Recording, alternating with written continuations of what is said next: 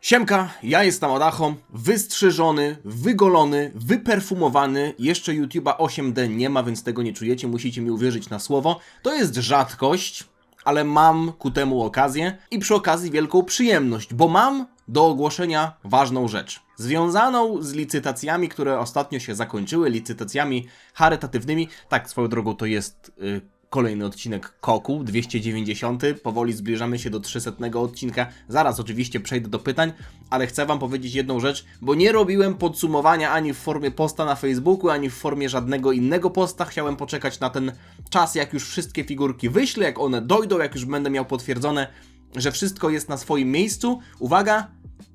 5700 zł. 5,7.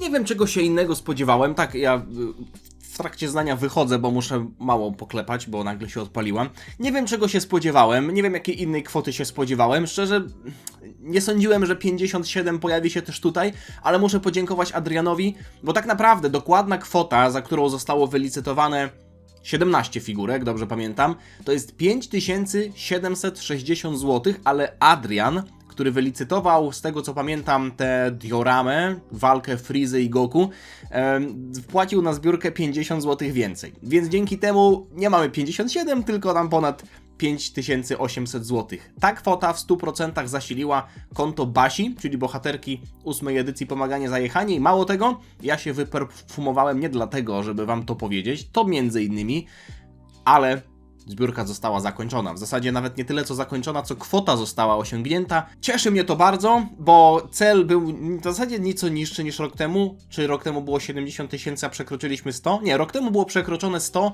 więc być może w tym roku też się uda, bo to nie jest tak naprawdę koniec zbiórki. Link do niej cały czas jest aktywny i jeszcze będą organizowane eventy, gdzie będą pieniądze dla Basi zbierane. Mała, mam nadzieję, że mi nic tam nie zrobisz. Mała się ustawiła za kamerą, jest oficjalnie moim operatorem kamery. Pewnie się zastanawiacie, Dlaczego macham tutaj tą fujarką? Dla niektórych pewnie legendarną, bo mającą już przynajmniej kilkanaście lat, no na pewno kilkanaście lat, jak już w 2014 roku na kanale grałem na tej fujarce. Chcę w ramach podziękowania, niektórzy mogą przewinąć, jeśli nie chcą tego słuchać, uczcić Michała, który wylicytował tę figurkę, najmniejszą figurkę spośród wszystkich za największą kwotę. 540 zł za tego Jirena uderzającego Roshiego, to jest scena z mangi, ale również chcę podziękować i Przemkowi, i Dawidowi, i przede wszystkim Mikołajowi, którzy wylicytowali więcej niż jedną figurkę. Mikołaj wylicytował 4 za w sumie 1300 zł, więc Mikołajowi w związku z tym wysłałem jeszcze jeden mały bonus. Jako że Jiren i Roshi z turnieju mocy wygrali,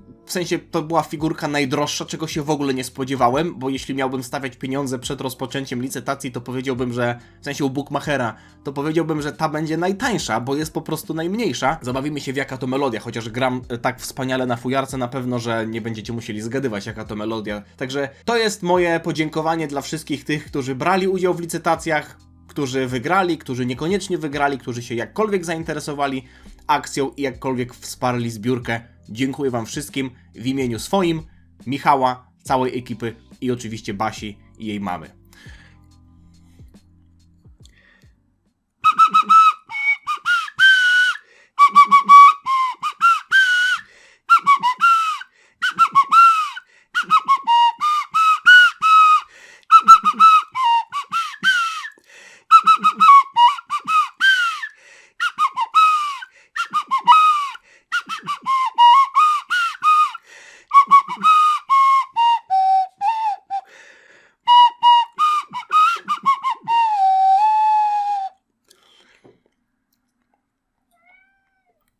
Przechodzimy do pytań. To była moja pierwsza gra od dawna, trochę się stresowałem, ale mam nadzieję, że wyszło. Blizna 910. Pytanie do Koku. Nie sądzisz, że Naruto może być wdzięcznym anime do porównań niektórych sytuacji, chociażby do Dragon Balla? Lub co więcej, aby stało się partnerem do pytań w Koku? Pozdrowienia. Kolego Blizna. Jestem jeszcze świeżak w tych sprawach. Czasem nawet sprawy Dragon Ballowe sprawiają, że mogłyby mi wypaść resztki włosów na głowie, jak czytam te komentarze albo widzę jakieś trudne pytania, a co dopiero Naruto. Podejrzewam, że nie mam, albo inaczej, wiem, że nie mam na tyle dużej wiedzy na temat Naruto, żeby odpowiadać na pytania spędzające wam sens powiek, tyczące się tego uniwersum. Natomiast dla fanów Naruto mam dobrą informację.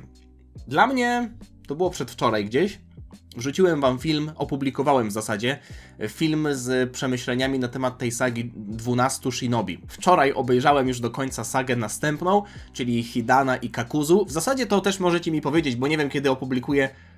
Nie, na pewno film z kolejnymi przemyśleniami Naruto będzie po tym kokle. Więc pytanie do was i bez żadnych wchodzenia w szczegóły, spoilery i tak dalej. Znalazłem dwie nazwy tego arku. Jedna to jest misja stłumienia Akatsuki. O, ktoś się brzeni, bo trąbią. Misja stłumienia Akatsuki to jest bezpośrednie tłumaczenie tego angielskiego nazewnictwa. Akatsuki Suppression Mission. A druga wersja to jest ark po prostu Hidana i Kakuzu. Pytam w kontekście nazwania późniejszego filmu. Wydaje mi się, że ten ark Hidana i Kakuzu to jest taka bardziej naturalna nazwa, więc raczej bym się ku temu skłaniał, ale tak jak mówię, proszę bez żadnych szczegółów, tylko opcja 1 lub opcja 2. Hawidu, pytanie do Koku, w zasadzie do Kotły. Okej. Co sądzisz o tym, że Bayo Broly... Bayo Jajo mógłby być silniejszy od Birusa. Tutaj się kolega Hawidu pomylił, bo Bayo Broly nie niszczył galaktyk, tylko w pierwszym filmie z Broly mieliśmy informację, że tam galaktyki były niszczone, więc Broly po prostu mógłby być silniejszy od Birusa. W jego filmie swoją własną energią zniszczył całą galaktykę, a Birus, gdy walczył, możemy powiedzieć na serio, z innymi bogami zniszczenia podczas turnieju mocy, ledwo co naruszył podest. I spoko, że to był najwytrzymalszy materiał, ale chociażby Goku z Jirenem walcząc niszczyli go. Co o tym sądzisz? Wszystko, mój drogi, polega na kontroli czakry, chciałem powiedzieć, bo już mi się kojarzy ta technika, w zasadzie technika, to uderzenie Sakury. Wszystko zależy od kontroli, o nie, no żartuję, fani Dragon Balla, spokojnie, nie mam zamiaru nagrywać o Naruto, nie mam zamiaru się inaczej, przebranżowiać, ok? Jeśli mogę tak użyć tego słowa. Robię sobie jaja, ok?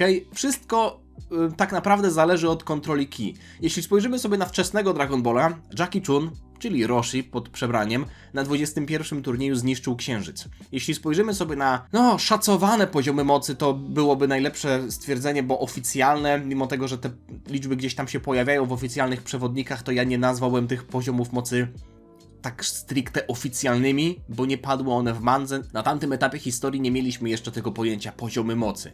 Wiadomo, że jak Goku i Piccolo się bili z Radicem, to tamte poziomy mocy były mniejsze niż 1000, poza kilkoma przypadkami. Gohan jak się zdenerwował, czy Makanko Sapo Piccolo przekroczyło 1300. Natomiast chodzi mi tutaj o to, że Jackie Chun na 21 Tenkaichi Budokai zniszczył Księżyc, nie planetę, ale satelitę naturalnego Ziemi, mając poziom mocy w okolicach 100. Mały Goku to było gdzieś 100-200. Szacuję. Nawet jeśli to byłoby 300. Okej, super, to byłoby 300. To jest nadal kilkaset. Stawiam, że raczej 100 do 200 maksymalnie. I to było w anime i w mandze. Jeśli mielibyśmy dorzucić jeszcze tę wersję tylko i wyłącznie animowaną, czyli wydarzenia anime exclusive, to Vegeta też na początku Dragon Balla Z zniszczył planetę. Wiemy, że Vegeta miał poziom mocy 18 000, jak przyleciał na Ziemię, potem w Ozaru miał 180 000, więc to są nadal jakby mrówki w porównaniu do Birusa, czy chociażby do Broliego też. Więc niszczenie planety albo nawet jakiegoś ciała niebieskiego na poziomie kilkuset, nawet kilku czy kilkunastu tysięcy jednostek nie było niczym wielkim. Więc zniszczenie galaktyki, która oczywiście jest znacznie większa, myślę, że jest podobnym osiągnięciem, bo mamy po prostu większy poziom mocy, więc i też większe zniszczenie. Więc Birus byłby w stanie zniszczyć jeszcze więcej. Czy to oznacza, że Bayo Broly jest silniejszy? Albo w zasadzie nie Bayo Broly, bo tutaj pomyliłeś się, więc chodzi o tego pierwszego Broly'ego. Nie! To chodzi o kontrolę ki. Birus i inni bogowie zniszczenia bili się, nie niszcząc podestu, albo w zasadzie naruszając go tylko delikatnie, bo byli w stanie tak kontrolować swoje ciosy, że cała energia szła w przeciwnika. Porównałbym to do wymasterowanego chociażby Super Saiyanina Blue, gdzie ta aura po prostu została skondensowana w ciele. Tak bym odpowiedział, gdybym próbował znaleźć jakieś wytłumaczenie w środku uniwersum. A doskonale wszyscy wiemy, że pod kątem poziomów mocy nie ma co tłumaczyć rzeczy w Dragon Ballu. Kasztaniuczek. Siemka, Dacho, pytanie do Goku. Mam nadzieję, że się nie spóźniłem i zobaczysz komentarz haha. Zobaczyłem komentarz haha. 4 dni temu tak naprawdę pisałeś, więc spoko. Ostatnio przypomniałem sobie całą sagę Moro i nie wiem, czy coś pominąłem, czy to nie było jasno wspomniane, ale jak to jest, że Galaktyczny Patrol zdołał złapać takich kryminalistów jak Saganbo czy OG-73 lub nawet gang tych makaroni, którzy okradli wagonik w pociągu. Wielka zbrodnia. Okradli wagonik w pociągu. Jak on się nazywał z Red Dead Redemption 2? Morgan. Morgan to chyba było jego nazwisko. Nie pamiętam już dokładnie. Oni tam rabowali pociągi na porządku dziennym. I nigdy nie zostali złapani przez galaktyczny patrol. Nigdy nie zainteresowali się Freezą i jego armią. Gość podbijał planety. Nigdy nie doszło do starcia armii Freezy z galaktycznym patrolem. I to są moje pytania. Jak myślisz, jak przebiegło starcie 7-3 i Freezy? Dlaczego galaktyczny patrol nie złapał Freezy? Zależy od jakim o G7-3 mówimy. Jeśli bierzemy pod uwagę to, że on jest androidem, czyli jego poziom mocy raczej nie zmieniał się na przestrzeni lat. Można powiedzieć, że poziom mocy OG-7-3 mógł zmieniać się tylko na bazie tego, jakich umiejętności używał, skopiowanych umiejętności używał. Natomiast jeśli mielibyśmy teraz porównać OG-7-3 do Freezy, no to Freeza by rzecz jasna wygrał, bo jest silniejszy nawet od Goku i Vegety. A jeśli chodzi o jakieś historyczne starcie, to zależy, no jeśli bierzemy pod uwagę starego Freezę, to myślę, że OG-7-3 by wygrał, ale kto wie, może go po prostu jeszcze wtedy w historii nie było, on nie istniał. Dlaczego galaktyczny patrol nie złapał Freezy? Nie wiem, czy to przypadkiem nie zostało gdzieś tam powiedziane w Dragon Ballu Super w anime przez Jacko, że oni się do Freezy nie zbliżają, bo jest od nich silniejszy, że jakby no armia Freezy, nie wiem czy ta nowa armia Freezy, raczej nie, ale ta historyczna armia Freezy, która wtedy podbijała planety jeszcze za czasów istnienia planety Vegeta, no to jest potęga, przecież Freeza sam się nazywał imperatorem wszechświata, a tutaj mamy galaktyczny patrol, więc jak chociażby wracając do poprzedniego pytania, mamy planetę, mamy galaktykę, mamy wszechświat, więc jeśli Freeza nazywał się imperatorem wszechświata, a patrol jest tylko galaktyczny i nawet w pewnym momencie Jacko mówił, że ta planeta nie jest pod jego jurysdykcją. Czyli to nie jest tak, że Jacko jest odpowiedzialny za cały wszechświat. To tak jakby prosić waszą jednostkę policji z Ciechocinka, żeby zwalczyła jakąś organizację albo jakiś kraj podbiła. No nie? No to skala jest po prostu nie ta. Chociaż można byłoby do tego dorzucić Merusa. Merus myślę, że w każdym momencie historii byłby w stanie Freezę pokonać. Nawet w obecnym. Chociaż w obecnym jest już śmiertelnikiem. Jeszcze jako anioł byłby w stanie Freezę pokonać. Ale czy był on już wtedy w 7 wszechświecie? Nie wiemy. Nie wiemy. Janiu 14. Jak chcesz grę, która ci się znudzi, to polecę Sekiro. Nie znudzi. To byłoby dziwne, gdybyś mi polecał grę, która mi się znudzi. Sekiro Shadow Dies Twice, coś takiego. Cień umiera 2 razy. Widziałem tę gierkę, w sensie wiem, że jest bardzo trudna ponoć, także może kiedyś sobie pogram, chociaż ostatnio komputer mi się wyłącza. Teraz sobie podłączyłem do nowego przedłużacza, odkurzyłem, Marcia mi nawet pomagała, suszarką normalnie dmuchała w komputer, żeby kurz wyrzucić, bo nie wiem, czy to jest kwestia zasilacza, czy to zasilacz był zmieniany, mam dobry 750 W czy 800 nawet, może jakieś spięcie w zasilaczu. Teraz testuję nowy, mówię zasilacz, przedłużacz. Mam taki fioletowy, bo Marcia wybierała kolor. Mam też pytanko do Koku. Kto wpadł na taki genialny pomysł, że byle śmiertelnik z naszej drużyny potrafi być silniejszy niż Bóg? Ja to dobrze przeczytałem? Aha, z naszej drużyny w sensie, że z bohaterów. Czytaj Kaioshin lub Jako. Jako tako, po japońsku? Czy to się trochę nie gryzie? Słysząc słowo Bóg światów, raczej nie spodziewałbym się gościa, który zgarnie wpierdziel od wojowników Z. A jak słyszałeś Kami w klasycznym Dragon Ballu, to spodziewałeś się, że jeszcze kilkanaście, może 10 w sumie rozdziałów później Goku go prześcignie? I Piccolo w sumie też? No Kami też został prześcignięty. I Kaio też został prześcignięty. Karin jeszcze wcześniej. Karin nie był Bogiem, ale też został prześcignięty, więc naturalnie Shin też został prześcignięty, ale zwróć uwagę na to, że to nie są bogowie, którzy są stricte postaciami stworzonymi do walki. Wiadomo, to na pewno byli mistrzowie sztuk walki, przecież Kaio Północny stworzył Genkidamę, Kaiokena, więc to są techniki w 100% stworzone tak naprawdę do bitki, ale to są też postacie, które już nie uczestniczą czynnie w walce. Roshi był najsilniejszym wojownikiem swego czasu i pewnie przez paręset lat był najsilniejszym wojownikiem na ziemi, ale potem przyszło nowe pokolenie, w zasadzie Saiyanie też przyszli, którzy mają lepszą tendencję do wzmacniania się i nie wiem, do czego mógłbym to przyrównać, na przykład do, nie wiem, piłki nożnej. Jak spojrzycie sobie na nagrania z lat 80., to ta piłka nożna jest bardzo powolna, że tam w zasadzie gdybyśmy mieli zestawić tamtą drużynę z jakimś średniakiem z ligi angielskiej czy hiszpańskiej, to ja myślę, że takie Elche czy Osasuna by ograli ich. To jest może kontrowersyjna opinia, może wychodzi ze mnie jakiś laik, ale po prostu oni zajechali, bo ich fizycznością, wytrzymałością i mimo wszystko techniką. Oczywiście nie umniejszam tego, że na tamte czasy byli piłkarze i drużyny wybitne, ale pokolenia, po prostu pokolenia, metody treningowe i tak dalej. Chociaż nie wiem, czy w Dragon Ballu można mówić o metodach treningowych, ale generalnie dobrze, że Beerus nie jest prześcignięty, bo to jest Bóg, który jest w siódmym wszechświecie najsilniejszy i mimo tego, że sporo osób pewnie może mieć pretensje do twórców, że Beerus jest takim ruchomym sufitem. Beerus zawsze jest tak silny, jak musi być silny, jak tego fabuła wymaga. I w sumie dobrze, bo gdyby Goku prześcignął Beerusa i Whisa, to co dalej? Do Daishinkana by leciał i potem prześcignąłby Daishinkana i co, zostałby nowym Zeno? Nie, Beerus i Whis póki są wyżej, znacznie nawet wyżej niż Goku i Vegeta, póty się nie boję, że, nie chcę mówić, że się wyślizgnie to spod kontroli, ale wtedy to już w ogóle mówilibyśmy o jakimś peruwiańskim Dragon Ballu, fanowskim i tak dalej, a póki co jeszcze to trzymamy w ryzach. W porównaniu do tego, co mogłoby być. MrSandwich.pl Komentarz roku, słuchajcie tego. Pankanapka.pl tutaj po prostu już wszystko wiadomo. Nail poprosił Smoka, aby ten pomógł mu chronić jego lód. Po czym ten dał mu zamrażarkę. Dlatego właśnie Frieza pojawił się na Namek. Wszystko jasne. Lód.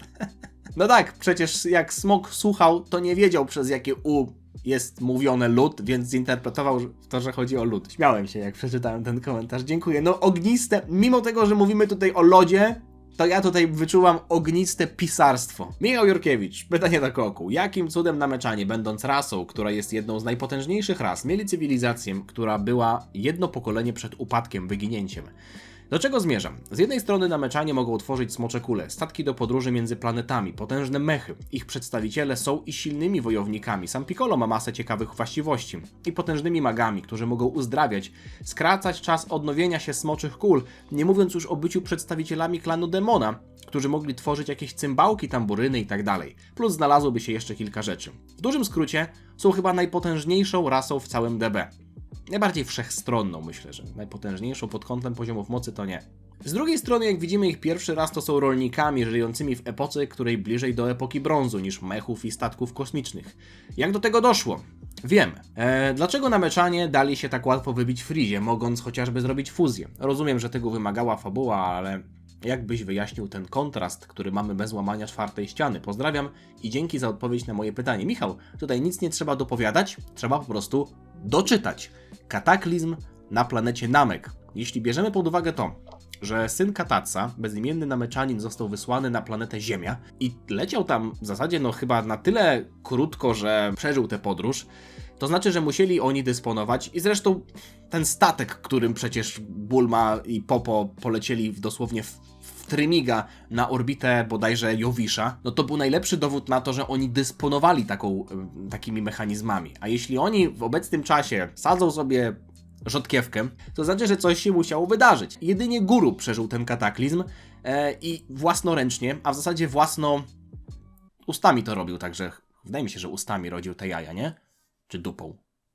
Patrząc na to, jak rodził jaja Piccolo Daimao, to załóżmy, że ustami. Własnoustnie odrodził całą planetę. Z tego, co kojarzę, to było ich 109. W zasadzie 109 dziecko Guru, więc w sumie było ich 110, jeśli dobrze kojarzę. Ale tutaj się już mogę mylić, bo nie pamiętam aż tak dokładnie. Więc odpowiedzią na to pytanie jest kataklizm, ale pochylmy się nad tym, jaki to miałby być kataklizm, bo to, co napisałeś odnośnie potężnych magów, umiejętności, smoczych kul, które są w stanie zrobić dużo rzeczy i na przykład pewnie też uratować planetę Namek przed jakimś kataklizmem, statki, przecież ucieczka takim statkiem na inną planetę to jest sekunda. W sensie sam lot byłby sekundą, ale to musiało się wydarzyć nagle, bo jeśli mówimy o kataklizmach klimatycznych, no to te zazwyczaj są procesem. Jeśli mielibyśmy powolną zmianę, nie wiem, temperatury albo rośliny, te drzewa Agisa, drzewa życia nameczańskie, które miały wyginąć, one miałyby wyginąć na przestrzeni lat poprzez zmianę klimatu, no to czy oni nie chcieliby na przykład sobie zrobić drugiej planety obok albo jakoś zapobiec temu, że to się wydarzy? To w ogóle nie ma sensu, jeśli zakładamy, że ten kataklizm wydarzył się przynajmniej na przestrzeni kilku dni. Myślę, że nawet kilku dni to już byłoby wystarczająco dużo czasu, żeby Nameczanie sobie z tym poradzili. Więc to się musiało wydarzyć nagle. I jeśli bierzemy pod uwagę oficjalne informacje i to, co padło w mandze, ale też w Daizenshu 7, przewodniku ze świata Dragon Balla, który ostatnio dość często wspominam, tam jest informacja o brutalnych sztormach, które w zasadzie zniszczyły planetę i zabiły sporo życia. włącznie właśnie z drzewami Agisa. Zwróćcie uwagę na to, jakie były okoliczności wysłania syna Kataca przez Kataca. Katac wysłał swojego syna na ziemię, żeby ten uniknął śmierci, bo sam nie był w stanie uciec. Sam nie był w stanie już z nim polecieć, więc wysłał tylko swojego syna, więc to się wszystko działo na przestrzeni, można nawet powiedzieć, minut, sekund, może maksymalnie godzin, ale nadal uważam, że to były minuty. I teraz sobie myślę, jaki to miałby być sztorm? Jakaś burza? Jakaś burza miałaby tak bardzo zniszczyć planetę? Wiecie co? To mógł być sztorm solarny. Poszperałem sobie trochę na ten temat i w zasadzie to miałoby najwięcej sensu. Że jakaś gwiazda, a bierzemy pod uwagę to, że na Namek jest, z tego co pamiętam, są 3 słońca, 3 gwiazdy, które oświetlają Namek, więc tam nie ma cyklu dnia i nocy, bo cały czas świeci jakieś powiedzmy słońce. To znaczy, że być może jest większe prawdopodobieństwo tego, że na powierzchni takiej gwiazdy będą jakieś wyładowania, może wyrzut jakiejś masy, może właśnie sztorm solarny, który wpłynie na pole magnetyczne Namek i błyskawicznie albo w krótkim czasie na przykład będzie w stanie popielić całą planetę. Zmienić temperaturę drastycznie w taki sposób, że oni nie będą mogli zareagować, a Guru, czy on był wtedy już taki gruby, może napił się wody i był w stanie się chłodzić w ten sposób. Nawiązuję trochę do Dragon Ball Z Abridged, bo on tam wypił całą wodę. Generalnie zmierzam do tego, że to się wydarzyło nagle i ja stawiam tutaj na jakąś nadnaturalną aktywność gwiazdy, która oświetlała Namek. Być może nawet wszystkich 3 naraz, może wpłynęły na siebie nawzajem. No i potem przez lata zwróćcie uwagę na to, że Nameczanie, że Guru nie odleciał na inną planetę. On ich odradzał na tej samej planecie, więc to nie było tak, że on powiedział, kurwa, no mamy już spalony węgiel, nic nie będę w stanie tutaj posadzić. Chciałoby się powiedzieć, że wszystko jest do zaorania, ale nawet ziemia się nie nadaje do zaorania. Chuj, dupa i kamieni kupa. On nie odleciał z tamtej planety i zajęło mu to lata, żeby odrodzić rasę Nameczan, ale żeby też odrodzić, żeby ta ziemia stała się na powrót żyzna i żeby ten klimat, powiedzmy, powrócił do normy. Jeśli spojrzymy na Nameczan z 6. Wszechświata, to jest tutaj pewna ciekawa rzecz. Oczywiście kataklizm, coś takiego jak kataklizm, to nie jest coś, co musi się wydarzyć jednocześnie w 6. i 7. Wszechświecie. Że to są bliźniacze planety, więc te same wydarzenia się tu i tu wydarzyły. No nie. Jeśli bierzemy pod uwagę to, że Ziemia w 6. Wszechświecie miała jakąś tam głupią wojnę i wszyscy umarli, dlatego Szampa nie mógł jeść jedzenia z Ziemi, to oznacza, że w 6. Wszechświecie Nameczanie sobie mogą równie dobrze żyć i ta ich cywilizacja może być bardzo mocno rozwinięta aż do dziś. Ale jeśli spojrzymy na stroje Saonela i Piriny, albo nastroje tych Nameczan, którzy byli w tle pokazani w anime Dragon Ball Super, to oni nie są jakoś szczególnie bardzo futurystycznie ubrani. Więc być może oni mają zaawansowaną technologię, ale są nadal skromną rasą. I to by się trochę wpisywało ich w charakter, bo oni przecież też Smoczy Kule dawali jako nagrodę dla tych zasłużonych Nameczan, albo dla wojowników, albo dla tych, którzy się jakoś przysłużyli rozwojowi Namek. Warta wspomnienia też jest rzecz ta, że Guru wiedział o Saiyanach, a Vegeta wiedział o Piccolo. Więc to tak naprawdę Piccolo się od Saiyan dowiedział, że on jest Nameczaninem, więc Namek i chociażby Vegeta, czy może jeszcze wcześniej planeta Sadala, mieli jakieś dyplomatyczne stosunki, a to oznacza, że Namek być może prowadziło jakiś handel. Jakieś miało dyplomatyczne stosunki z innymi planetami i utrzymywało z nimi jakieś relacje, ale w pewnym momencie to się po prostu skończyło. Tutaj mimo wszystko dużą część trzeba sobie dopowiedzieć. Jest jeszcze kwestia nowej Namek, która w mandze, w momencie, w którym Goku chce ukraść Dendiego, tak mówię z przymrużeniem oka, wygląda nieco inaczej, bo nie mamy drzew Agisa, tylko mamy takie, powiedzmy jeszcze, rosnące drzewa Agisa. W anime to wyglądało nieco inaczej, bo te drzewa Agisa miały już bardziej charakterystyczny kształt, ale jeśli spojrzymy na chociażby film z Metal Coolerem, gdzie jest już nowa Namek, czy chociażby na Dragon Ball Super mangę, Saga Moro przecież też się działa na nowej Namek, to ta już wygląda praktycznie tak samo jak ta Namek, którą znamy z oryginału, więc to by sugerowało, że Nameczanie chyba po prostu lubią żyć w ten sposób i mimo tego, że oni mają zaawansowaną technologię, to też widzimy to chociażby na przykładzie Dragon Ball Daima, gdzie widzimy tę oryginalną planetę Namek i oni nadal mieli takie chatki z jakiejś gliny, więc oni żyją po swojemu, żyją skromnie, ale to nie wyklucza tego, że mają zaawansowaną technologię, mniej lub bardziej, czy mieli, czy nadal mają, wydaje mi się, że obecnie mniej, ale po prostu to są skromne chłopaki, co na klatce mówią dzień dobry. Ravana 24, super podsumowanie, nie? Pytanie do Koku, witam przy... Okej, to sobie pominę. Oraz całą widownię Zakola z tego kanału. Od kilku dni mam w głowie 3 pytania dotyczące świata smoczych kul. Chcę podziękować za wszystkie pytania pod poprzednimi odcinkami i pod poprzednim, bo oczywiście wszystkie pytania czytam. Dużo się powtarza, chociażby tutaj 2 pierwsze pytania to są takie, które już 10 razy brałem do odcinka, więc odpowiem tylko na trzecie. Czemu w oryginalnej linii Future Trunksa nikt z zaświatów nie pomógł Ziemi, zasłaniając się tylko zasadami? Spójrz na to w taki sposób. Oglądamy Dragon Balla z perspektywy naszych bohaterów. Dragon Ball głównie dzieje się na Ziemi, więc oglądamy Ziemian, Saiyan, którzy żyją na Ziemi, Piccolo, Kamiego, Dendiego i te wszystkie inne postacie. Więc naturalnie są to postacie, z którymi jesteśmy bardziej związani. Ale czy na przykład planeta Zun, z której pochodził Pui Pui, czy to jest mniej ważna planeta na przykład dla takiego króla Jemmy, czy dla takiego północnego albo południowego, albo nie wiem w jakiej galaktyce, w zasadzie chyba w północnej też jest planeta Zun. Czy to jest ważniejsza planeta, czy mniej ważna?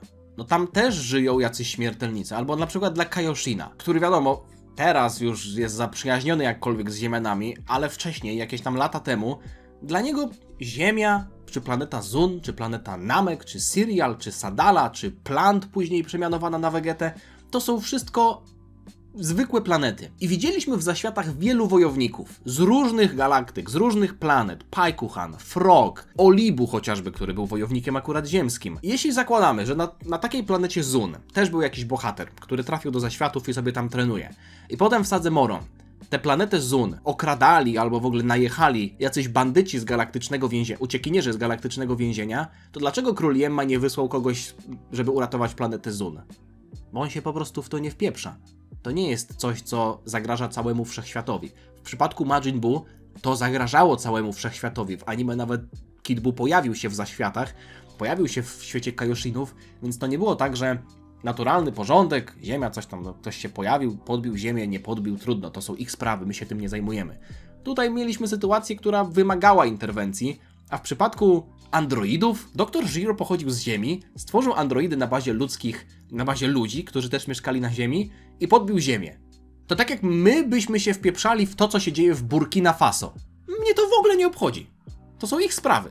Mają swoje państwo, robią co chcą. Kitsu, pytanie do Koku. Mam 9-letniego siostrzeńca i w ostatnim czasie myślałem nad tym, jak zainteresować go anime. I w tym Dragon Ballem. Co myślisz o tym, że Dragon Ball Daima, na przykład z polskim lektorem, to najlepszy sposób na wdrożenie nowego pokolenia w DB? Teoretycznie najlepszym punktem wstępnym byłoby OG pierwszy Dragon Ball lub Zetka, ale już nieraz zobaczyłem, że dzieci wolą zacząć od czegoś nowszego, z bardziej dynamicznym tempem i nową grafiką.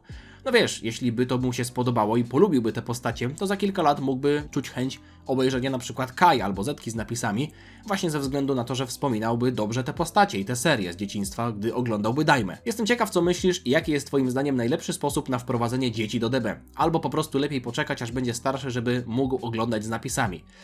Kolega Kitsu chyba ufa mi za bardzo. Mnie pytanie o dzieci to jest jakbyście mnie pytali o najlepszy szampon. Chociaż włosy kiedyś miałem i o nie dbałem, nadal mam grzebień. Trochę na pamiątkę bardziej niż do użytku, ale miałem, a dzieci nie miałem nigdy, więc nie jestem dobrą osobą, ja nie mam ręki do dzieci, więc sam musisz chyba to wyczuć. No nie ma sensu puszczania czegoś dziecku chyba, czego on nie chce oglądać, nawet jeśli uważasz, że jest to super bajka i chciałbyś, żeby on oglądał Dragon Balla. Jeśli się wkręci, to okej. Ale no zgodzę się z tym, że Daima jest serią chyba taką bardziej dziecięcą. I humor, i tempo, i grafika, i ogólnie jest bardziej przystępna, no bo tak jak powiedziałeś, nowsza grafika i ogólnie jest też stworzona dla dzieci, co mówił Akio Yoku. Ja myślę, że tutaj warto by było, żeby się ludzie, wy, widzowie, którzy macie dzieci i macie na przykład takie zagwozdki, albo już jesteście za tym i wychowaliście dzieci na Dragon Ballu, moglibyście się odezwać w komentarzach i pomóc tutaj koledze Kitsu. Nesio Besio, pozdrawiam i fajnie, że wpadłeś po tylu latach. Takie pytanie, Adachu. Będzie kiedyś seria typowa o grach? Na przykład seria tłumacząca gatunki gier? Nie sądzę, bo nie jestem kanałem gamingowym, ja się nawet gamingiem nie zajmuję. Odnośnie Silksonga, o którego dalej zapytałeś, grałem, mogę nawet wam powiedzieć ile. Nie podobała, czy to jest dobre słowo, że się nie podobała? Nie wciągnęła mnie ta gierka, nie Silksong. Jak to się nazywa? Hollow Knight. Nie, ja to chyba oddałem w ogóle, bo nie mam tego teraz. Nie no, Hollow Knight to się nazywało, nie? Ja w to grałem i to chyba zwróciłem tę gierkę. Tak, musiałem to zwrócić, bo mi się nie spodobała, więc mówię, ja nie jestem gamerem. Oczywiście, czekam na gry Dragon Ballowe, będę grał i w Sparking Zero nowe DLC, chyba że wyskoczą z jakąś horrendalną ceną za to DLC, jeszcze nie wiem. Xenoverse 3, no i mobilki też, znaczy mobilkę w zasadzie, tylko w Dokana obecnie gram, więc gry Dragon Ballowe, no już jestem taki trochę monotematyczny, jeśli o to chodzi. A jeśli chodzi o takie gry, w które gram poza Dragon Ballem, no to raczej samemu sobie gram, żeby się zrelaksować, ale to już też wam kiedyś tłumaczyłem. M. Crux, pytanie do Koku. Nieraz autorzy różnych książek stwierdzali, że w bohaterach, których tworzyli mniej lub bardziej świadomie, umieszczali część siebie, swoje cechy. I tak sobie pomyślałem, czy tak przypadkiem nie było w przypadku Toriyamy. Oczywiście nie wiemy, jaki na co dzień był Toriyama, ale czy na przykład to jego lekkoduszne pojęcie do własnego dzieła nie przypomina ci trochę usposobienia Goku? Myślisz, że to czysty przypadek, czy jednak coś mogło być na rzeczy? Jeśli chodzi o genezę Goku, to no my wiemy od jakiej postaci on pochodzi. Tyle, że tutaj można pewne części, elementy Goku porównać oczywiście do Sun Wukonga, ale nie całego Goku. Oczywiście kwestia charakteru. Z tego co kojarzę, Sun Wukong też był trochę taki miał małpi humor, więc może też Goku do tego nawiązuje, ale myślę, że przez tyle lat rysowania Dragon Balla i też biorąc pod uwagę to, że Toriyama ciepło wypowiadał się na temat Goku, on tam w jednym wywiadzie powiedział, że jego ulubioną postacią jest Piccolo, ale też w innym wywiadzie powiedział, że lubi najbardziej Goku, więc czy przez tyle lat rysowania postaci autor się nie utożsamia jakoś z tą postacią? Podświadomie może nie wprowadza takich wyborów, które sam by wybrał? Że sam własne myślenie przekłada na postać? Może niekoniecznie w drugą stronę, że się staje jak postać, ale że on sam wpływa na to, jak postać jest kreowana? To jest tylko i wyłącznie domniemywanie, bo nie mamy oficjalnych informacji, ale nie jakiegokolwiek potwierdzenia, że Toriyama miałby własne cechy przerzucać na Goku. Oczywiście, może trochę przypominać to jego podejście lekkoduszne do Dragon Balla, do tego jak Goku podchodził do wielu spraw, więc nie nazwałbym tego przypadkiem, ale bardziej mniej świadomym procesem, który z czasem mógł po prostu zajść. Krystian, pytanie do Goku. Siema, czy zagrasz w nowego Wiedźmina 4? Planuję. Nowy dodatek do trójki? Planuję. Czy zapowiadany remaster jedynki? Nie wiedziałem o tym, że coś takiego jest, ale od teraz planuję. Co myślisz o graniu Ciri zamiast Geralta? Pozdro. Nie mam z tym żadnego problemu, bo jest to postać, która była obecna w zasadzie w trójce była obecna. Bardzo lubię Ciri. Nie jest to dla mnie żaden problem. Gdyby było tak, że na przykład zaczynamy grać jakąś zupełnie nową postacią, to szczerze też nie miałbym problemu. Bo to tak jak na przykład mamy GTA, nie? Ja akurat odnośnie GTA nie jestem wielkim znawcą, bo ja u siebie na kompie w GTA to w piątkę tylko grałem, bo kolega dał mi na pendrive'ie. W poprzedniej części to tak tylko oglądałem, jak ktoś gra. No ale wiem, że mamy CJ'a w trójce, mamy Niko w czwórce, w piątce są 3 postacie, no a w szóstce teraz będą 2 postacie, ta para, no nie? Więc co część to nowa historia, nowe postacie, nowi protagoniści. W Wiedźminie jesteśmy trochę przyzwyczajeni, nie wiem jak my. Byłem przyzwyczajony do tego, że gram Geraltem, ale zmiana na Ciri, sam wybór mi nie przeszkadza. Absolutnie. Wiadomo, Geralt, no jakbym miał wybierać, to wybrałbym Geralta, bo chciałbym po prostu dalszą część historii, ale to w zasadzie chyba nawet nie wiem, czy ta historia miałaby być jakkolwiek oficjalna. No książki już chyba zostały wyczerpane, więc tam musieliby rzeźbić. A tak naprawdę liczy się gameplay. Dla mnie liczy się, wiadomo, w takich RPGach jak Wiedźmin, historia i fabuła są bardzo ważne. Nie mógłbym się męczyć z jakimś drażniącym protagonistą, ale nie mam też jakichś wielkich problemów z tym, żeby się w większość tych postaci wczuć. Chyba że po prostu grałem do tej pory w takie gry, które mają fajnych protagonistów, w których łatwo się wczuć. Mati, pytanie do Koku. Ostatnio manga Hunter x Hunter została wznowiona. Wiemy, że to twoja ulubiona seria, więc zastanawiam mnie, czy czytałeś mangę i czy śledzisz sobie to wszystko regularnie. To nie jest moja ulubiona seria, tylko moje ulubione anime. I to nowsze, z 2011. Mangę sobie tam nadrabiałem, przeczytałem kilkadziesiąt, nie wiem ile tam w sumie tego wyszło. No cały czas jest akcja na tym arku, no nie? Arkce w zasadzie. Arki mamy, czyli tę sagę tego statku, który płynie. Przestałem już jakiś czas temu sobie to śledzić. Męczyło mnie to, nie obchodzi mnie to za bardzo. Może kiedyś sobie nadrobię. Ciężko mi się to czyta. Jest to wszystko tak dla mnie pogmatwane, że nie czerpię z tego wielkiej przyjemności, jak to czytam. Oczywiście były momenty fajniejsze, czy bardziej takie ekscytujące, zwłaszcza na początku, powiedzmy bliżej tego zakończenia anime, ale im dalej w las, tym bardziej jest to takie pogmatwane i mniej atrakcyjne dla mnie. Milno jebany. Witam, proszę o udzielenie odpowiedzi, a dokładniej utworzenie mini rankingu. No to tak, na samym dole omlet, w sensie najgorszy, ale lubię. Wszystko to, co jest tutaj lubię, żeby było jasne. Na samej górze jajo sadzone, niżej bym dał jajko na twardo, potem jajuwa, jajka na miękko i omlet. Tak bym zrobił. Chociaż miękko jajuwa może bym zamienił, ale też chodzi o sposób jedzenia, więc myślę, że jajko sadzone zdecydowanie na pierwszym miejscu. Ostatnio byliśmy z Marcią na obiedzie. Ja pierdolę, schaboszczak, jajko sadzone, pire ziemniaczane. Z okrasą. I buraczki. Dawno nie wylizałem talerza, ale no tutaj po prostu było jedzone. Ja pierdzielę. Aż zgłodniałem. Dobrze, że mam ostatnie pytanie przed sobą. I Moreliusz, nie oglądałem Cię z 4 lata, ale nic się nie zmieniło i dalej jest super. Chyba zacznę Cię ponów oglądać. Na ponów napisał. To ciekawe. Jakiś to jest regionalizm? Jak coś, to kiedyś miałem nick Paweł.pl. Kiedyś mnie pamiętałeś, teraz raczej nie. Paweł! Tęskniłem za Tobą! Cieszę się, że wróciłeś! Możesz zostawić lajka i Wy wszyscy też możecie zostawić lajka. Paweł wrócił! Paweł is back! Dziękuję bardzo, Paweł, za oglądanie. Dziękuję wszystkim Maćkom za oglądanie i Patrykom za oglądanie i Katarzynom też za oglądanie i Paulinom za oglądanie i Karolinom i Franciszkom i tak dalej, i tak dalej. Wszystkim Wam dziękuję za oglądanie. Zostawcie lajka, zostawcie suba, żeby niczego nie przegapić. Czekam na Wasze komentarze, na pytania. Dziękuję jeszcze raz wszystkim tym, którzy brali udział w licytacjach. Tylko taki apel do Maxa. Max, za rok proszę Cię, może trochę skromniej, albo w ogóle nie musisz mi nic wysyłać, ja bym swoje figurki powystawiał, nie? Nie będę Cię do tego zmuszał, ani Cię do niczego przymuszał, ani niczego Ci odradzał, ale no w tym roku trochę... To było mocne. Miłego dnia Wam życzę. Widzimy się niebawem. Trzymajcie się. Na razie. Cześć. Dziana. O. Dziana. Czemu ja tak harczę? Hadzia. Dziana. Dziana.